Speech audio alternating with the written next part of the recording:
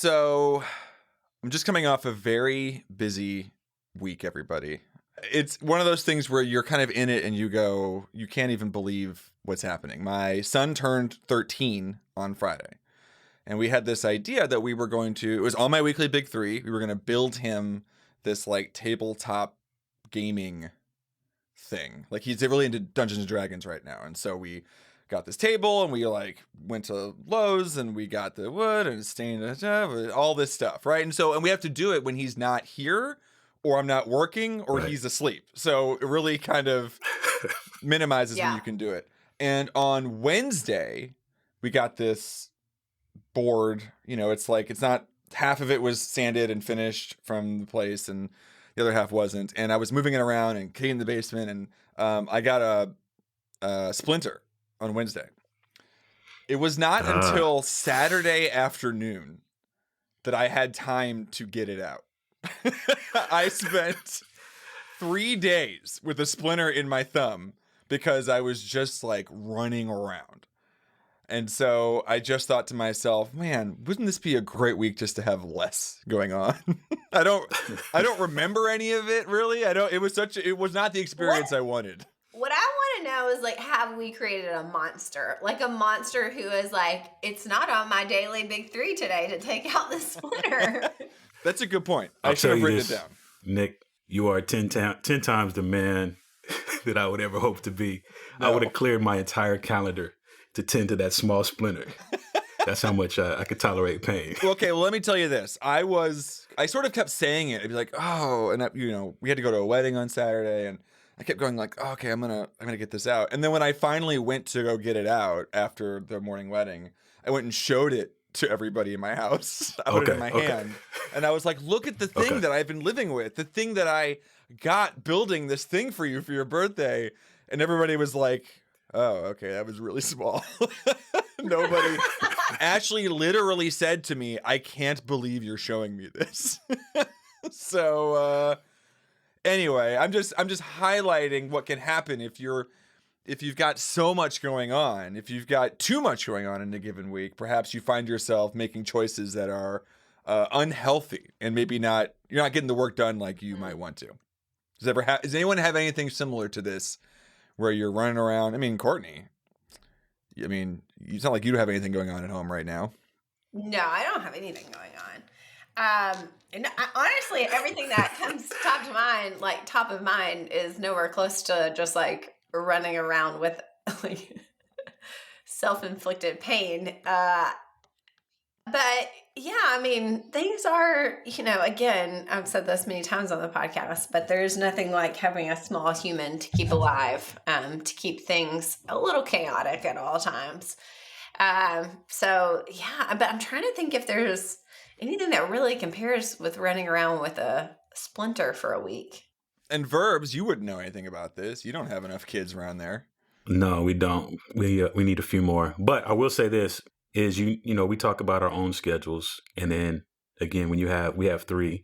So then they're at the age now to where they have a need to have schedules. So we're in that transition, at least at the time of this recording, of heading into summertime, schools letting out. But now we realize, hey, we probably need to schedule something for these children to go to, some kind of summer camp program, something.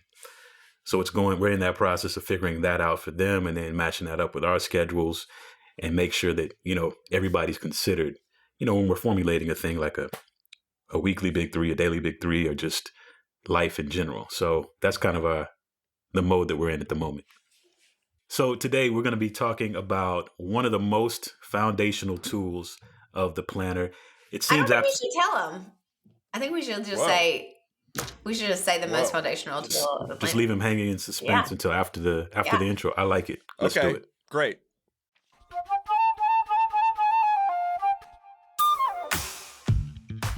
Welcome to another episode of Focus on This, the most productive podcast on the internet so you can banish distractions, get the right stuff done, and finally start loving Mondays. I'm Verbs, here with Courtney Baker.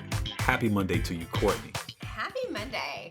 I'm so curious if people have picked what they think is the most foundational tool of the planner. Yeah, it could be a plethora of tools that are currently in the planner. It's in the title of the episode. Don't tell Courtney. Who reads the titles, Nick? Who reads the titles of That's these a good episodes? point. They just press play and hang I on. don't even That's know true. the title of this episode. Yeah, so today, this is really probably the most, like the simplest exercise that we can give you, especially if you're somebody that has never used the planner and you're just looking for some quick tips to help you. I think it's one of the best tips we can give you. If you are a planner user, like I hope today re-energizes you on why this is so important.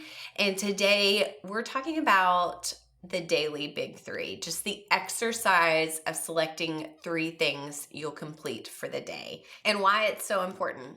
And we said this probably in previous episodes before that a lot of times people get the planner, first time user, they open it up and they're overwhelmed by the amount of tools that are included in the planner. And where to start first is kind of up in the air. It's like, where do I start first? Where do I begin with? Is it with the goals? Do I start with this weekly preview? And we always direct them to the daily big three because you're already in your day. You know the amount of things that you have to do. So this is going to actually make you think about what are the top leverage things that I need to get done today that are really going to help move things along. That way, at the end of the day, I can account for what I've done and actually feel like my day was productive. I think that's so true. I think it's true for people when they start using the planner. Like you and I always teach that in the onboarding webinar for the Full Focus Planner. But I also think that's true if you found yourself kind of like falling off the wagon. Maybe you've just been through a banana season, you're Nick running around with a splinter in your thumb. Whatever that looks like, I think just getting back to that practice of selecting your daily big three can really be the catalyst to get you back on track. No, I agree. And I think also this is the first time I've actually thought about this when you said that's the one tool in the planner it already has a built-in consistent rhythm to it, right? So it's harder to start off with annual goals because that's once a year. It's harder to start off with a quarterly preview. That's, every 3 months. Even a weekly preview because that's every 7 days. But a daily preview, even if you're just getting started, it gives you a chance the next day to get back on it and keep it going so you can establish a good healthy rhythm right out of the box. Okay, so we want to give you a couple of reasons to we've already given you some good reasons, but some core reasons for why you should set a daily big three.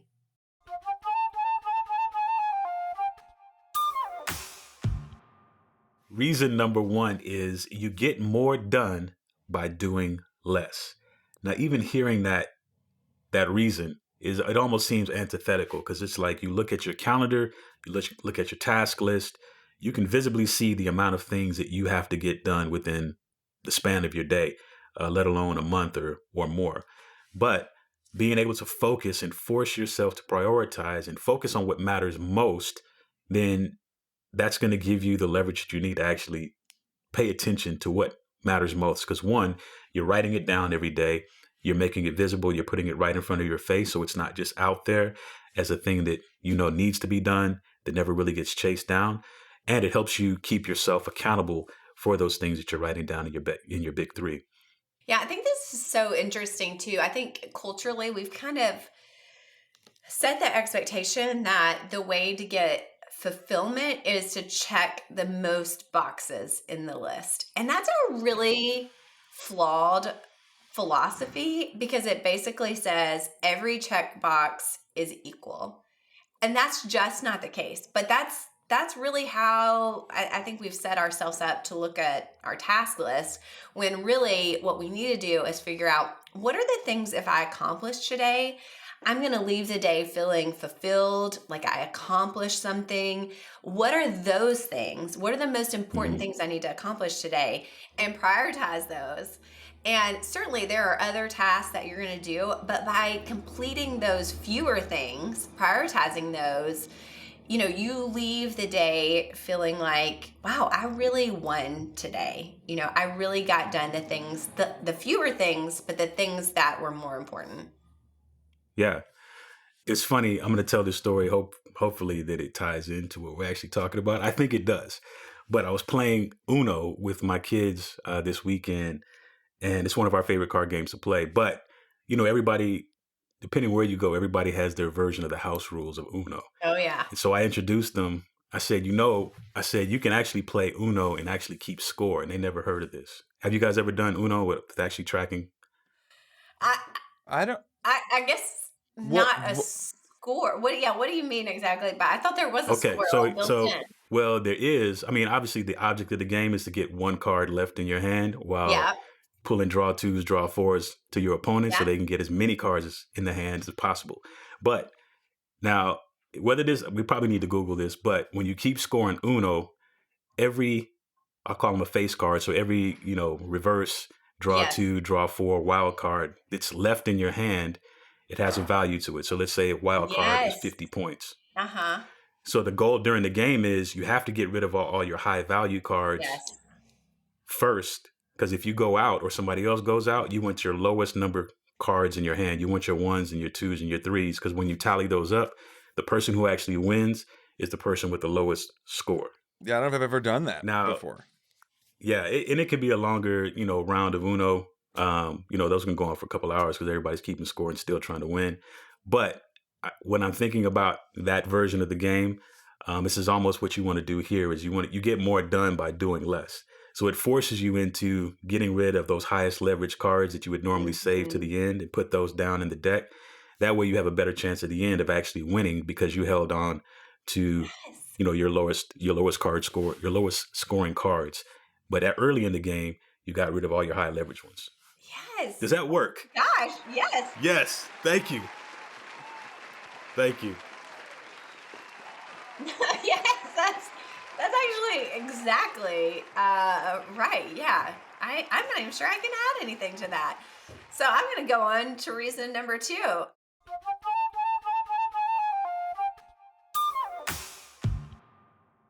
Reason number 2, you actually, when we kind of mentioned this, but you feel better when doing less. Again, when we frame things as like, the goal today is to check as many boxes as possible. And again, we call it the never ending to-do list because things are coming in as fast as you can check them off. You're just going to be overwhelmed. It is like you're on the hamster wheel.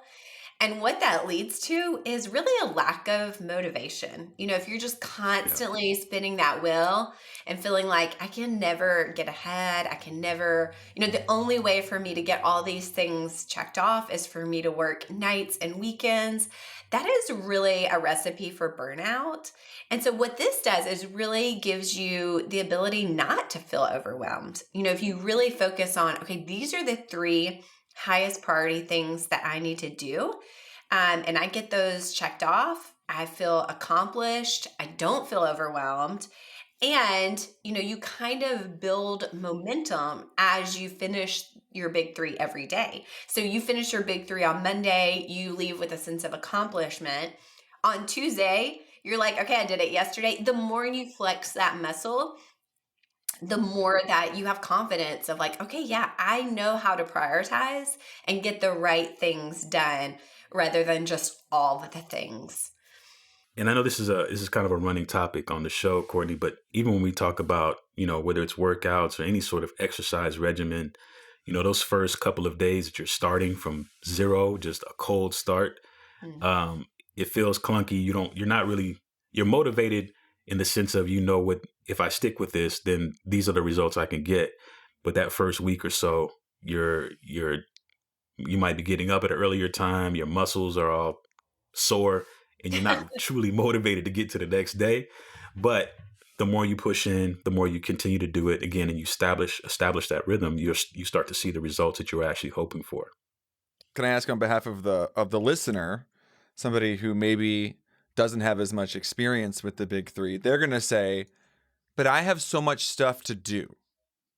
I can't, it is fantasy land to go, three things in a day. That's crazy. So what would you say to them? Well, I would say absolutely. There are usually, and I'll talk about the flip side of this in just a minute, There are usually more than 3 things that you're going to do in a day that you're going to get done. But what this choosing your daily big 3 and focusing on those things first, what it does is just prioritize. It's just bringing the most important things to the surface. Of course, there are going to be other tasks that you do, other things that are going to get checked off, but it reframes again the whole practice. Instead of just how many check marks can I get, everything weighted equal, to, okay, I'm going to prioritize the most important things first. That's going to, again, give me this feeling of fulfillment, this kind of ability to combat overwhelm. Again, you're going to get a lot done in the day, but it's not going to be all weighted, just like all things are created equal. That's good, Courtney. I like what you just said. Like, what are the things that are going to combat overwhelm, but also what are the things that I'm going to be able to do that's going to get overwhelmed off of my plate altogether? Because the goal essentially is I want the freedom to be able to have time in my day, to be able to give some of my best energy to my other relationships, whether it's a spouse, whether it's children, whether it's friends or whoever's in your community. Like, what can I do and move those things off of the plate, but still going to get the game moving down the field? So we participated, me and my 2 sons, they're 8 and 10. We participated in a father-son weekend a couple of weeks ago, this camp. So during the camp, we played wiffle ball, right? So there's this whole resurgence of a wiffle ball movement going on. Was it shaving And cream it's wiffle actually ball pretty cool. or just normal wiffle ball?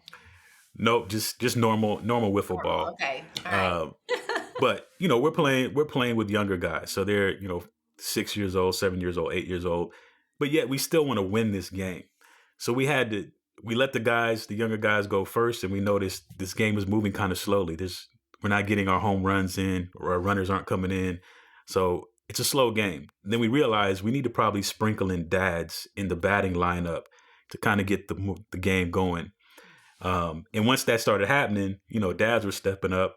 They were cracking the ball over the fence, a home run, because these were our highest leverage players that we could implement into this game to get the scoreboard in the upward direction and get our boys across the plate to keep the game moving. So that was kind of the point, is how do we put in our highest leverage players to get this score going in the direction it needs to go? I think this is brilliant. Again, man, Verbs, you're on fire today. It's 2 today. I got 2 stories. That's 2 really good ones. But I think what you're saying is so wise, because a lot of times I think the things that need to be prioritized need to be part of your daily big 3. A lot of times there are things that once they're done, they make other tasks easier. And I think it's worth saying also that, you still have a place for those other things that you need to do. They're just not in, those top marquee features of your big 3. Those will go into your tasks or your task management system or whatever you use as things that you'll eventually be able to get to. But it's not those highest leverage items that are going to appear in your big 3 for that day. So if I'm a new planner user, I've got this beautiful planner in front of me and I go, what do I do? Or if I'm a current planner user and I've maybe lost a little bit of the thread, what should I do with let's say today or tomorrow's big 3 section? Yeah, I think some questions that might help you with that is just to ask, what is most important today? Or is there anything urgent today? Again, when you're talking about today, both of those things are important to look at. What's urgent and what's important today? I would say the third question that personally really helps me is, okay, what do I need to do today that would, at the end of the day, if I got it done, would give me that sense of fulfillment? I would leave thinking, wow, I got a lot done today. Even if I just got these 3 things done, I would have that sense of accomplishment. Now, so starting out, that's kind of some maybe helpful questions to think of. If you've been using the planner for a while, one thing in addition that you would want to ask is, what moves help you tick off your weekly big 3? So you're using the context of what you said is most important for the week, and then distilling those down into daily actions. And so if you've been using it for a while, you'll kind of want to add that as a question to ask yourself.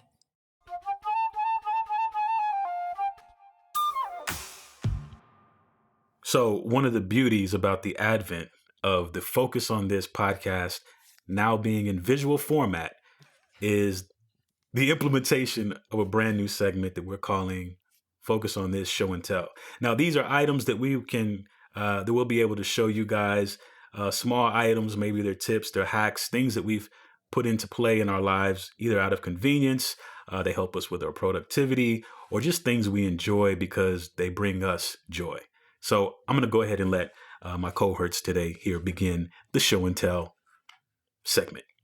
All right. Well, I'll go first. Very excited about this. And, I take it as one of my husbandly duties to make coffee every night. I like it. I like to know that it's done. I like to be able to have my wife just have it. So we do it the night before, set the machine, and for some birthday, Christmas, I don't know, whatever, she bought me, it's one of my favorite gifts I've ever gotten. I've already talked about this, but if you can see the video, you should check it out.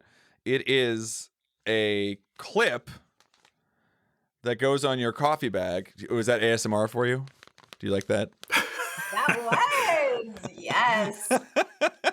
But it's a clip that goes on your coffee bag. There's more ASMR. that is also your scoop. So I've been using the same scoop for 3-4 years now. So I've got my dosing all planned out, and it just clips to my bag every morning and every night and every night I'm so just pleased that it's there and it's so convenient. And so I really honestly, I don't know how much this was. I don't know where you get them. I'm sure they're easy to find, but I really, compared to what I was doing before, it's a spoon, this is great. So I highly recommend this. It's great for getting your coffee the same every day, and it just makes me feel like I've hacked the system a little bit. So that's what I'm showing Great off. news. You're not sure where it's from, but I'm really good at Google. And I have found a link that you can get a 3-pack for $10 of those, and we can include that in the show notes. Nick, I'm curious to know, so is this whole coffee thing that you do in the evening, is this actually part of your evening ritual? It is, Verbs. Thank you so much for pointing that out. And it wasn't always. And sometimes there are moments, you know how it is, where I'm tired, I've had such a long day, I've whatever, but I really have committed to just past Nick decided that future Nick needs coffee in the morning. And that when you walk out of your room and there's already coffee, you turn the corner and you can smell the coffee. It really is, it's a small delight. So the coffee scoop. That's fantastic. High five to future Nick there. Who wants to go next? I have one, but I don't have the item. Courtney, how about you? Is That's fine. that okay? Let's be honest. We sprung this on Courtney. So yeah. Okay, listen. And we're still audio too. Y'all are gonna die when I tell y'all this item because I don't have it at the moment, and you'll see why. It's kind of a problem in a minute. But I have AirPods, right, which are great, but I don't know. I feel like I'm decently good at keeping up with things. But whatever it is about those AirPods, I just can never find them. Never. It's like a thing. And even the find your iPhone thing, it doesn't always work very well, in my opinion. It's where are the AirPods? And so I got this case that actually clips to my keys. And now I keep my AirPods with my keys. So I always know, and I find that I use them a lot more often because I just always have them. So if I'm out at the grocery store, well, I've got my AirPods. I can just pop in a podcast and listen to it while I'm shopping. But strangely, don't have it in this moment to show you all because I'm pretty sure I left my keys in my car. And I also have a tile on my keys. So it's I have multiple ways to keep up with these AirPods now. Again, because they are not cheap, not the thing that you want to be losing on the regular. So there is my little, a show and tell productivity thing.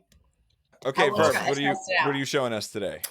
Yeah, so actually, one of our teammates on the marketing team, Amy Fucci, had mentioned this item And she said it, and I was like, man, we were recording some videos for a course. And I was like, I didn't even know they made that. I'm going to investigate. Actually, she sent me the link, and it was about to be my birthday. And my wife and my family got this item for my birthday. So I do a lot of work at computers all day. And everybody knows that, if you're sitting for a long amount of time, your posture tends to slouch a little bit. So there's this device called the Upright Go. And what it is, I'm going to show you now, is a little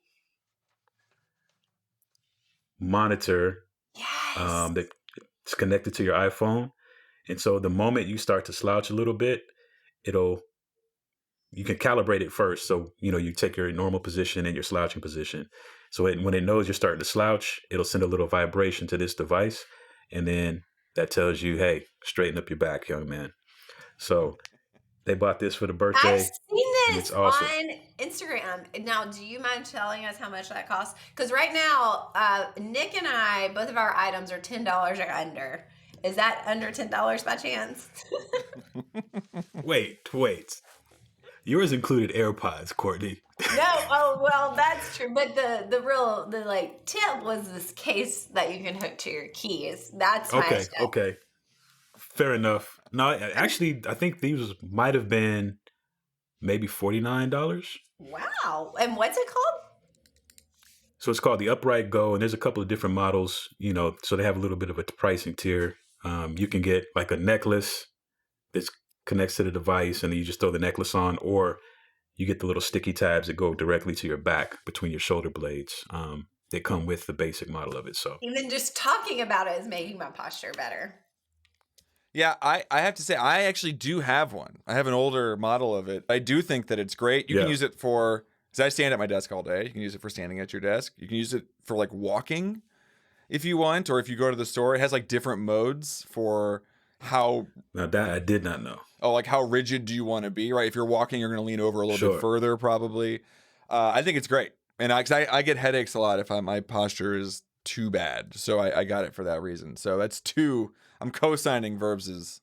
What a great series of items. Yeah. Yeah. Sorry, I meant to show the screen there. So it has an app that goes that's with how it. it works. Slouch. Yeah. Yep. I'm texting Well, the app this to my tells you when you husband begin right to now. slouch as well. This is a great inaugural show and tell. You know what we should do? We should encourage people to go to the Full Focus Planner community, and they can show off some of their favorite little tips and That's a good idea. And then we can buy gadgets. them all, and then we can share them.